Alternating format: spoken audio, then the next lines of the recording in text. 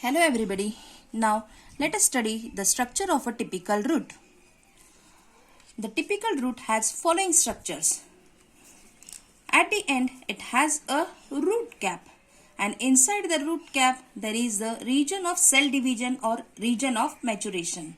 Above it is the region of elongation, then the region of root hairs and the region of maturation. These are the different regions of roots. Let us again revise. Region of maturation at the top. Then goes the region of root hairs having numerous root hairs. Region of elongation, meristematic region, and the region of root cap. Let us study all this in detail. A typical root has different regions. Let us start with the root cap. Root cap is made up of parenchymatous multicellular structure. The root cap is present over the growing root apex. It secretes the mucilage substance for lubricating so that the root can penetrate deep inside the soil. The root cap has the presence of starch granules, and these starch granules help the root to graviperception and geotropic movement, that is going toward the soil, going inside the soil. Usually the root cap is single, but sometimes there may be multiple root cap, example pandas. In hydrophytes, that is in aquatic plants, root cap is replaced by root pockets because root cap is not necessary as there is no barrier. Hence root pocket is present. Example Pistia and Eichhornia. The next region is region of cell division or meristematic region. This region is subterminal in position. It is about 1 mm in length. It is compactly arranged and having thin wall. The cells are actively dividing and hence they are the meristematic cells. It brings about the longitudinal growth and takes place the elongation of the root. Hence it is useful for elongation. Then comes the upper layer, that is the region of elongation. Above zone of cell division is the region of elongation.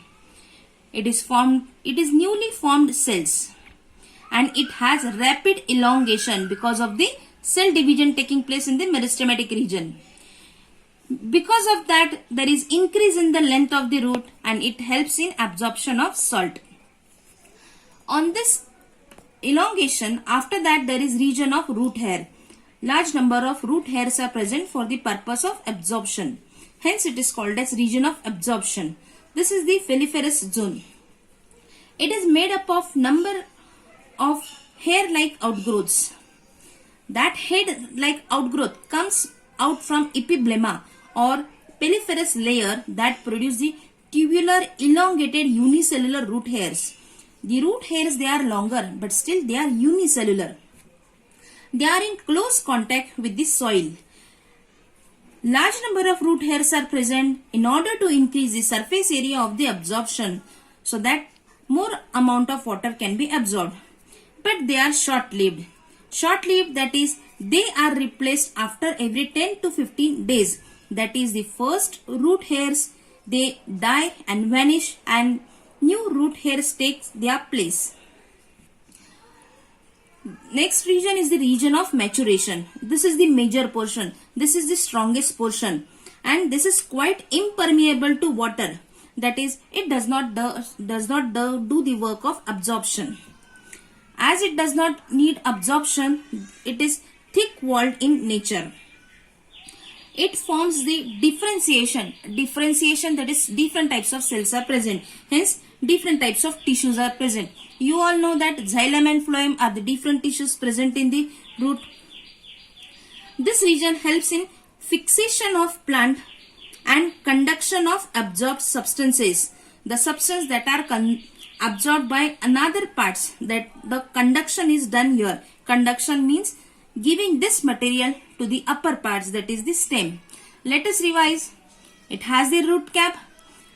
It is just for the protection so that the inner material, that is the cell division or the meristematic region, should not get damaged. So root cap is for the purpose of protection. It also has the mucilage. Region of cell division just increase the number of cells. Elongation, it increases the length of the root. Root hairs does the work of absorption, and the region of maturation does the work of fixation and anchorage. Here we have completed the structure of root, and diagrammatically we have seen how it is. So in this way we have completed the typical structure of a root.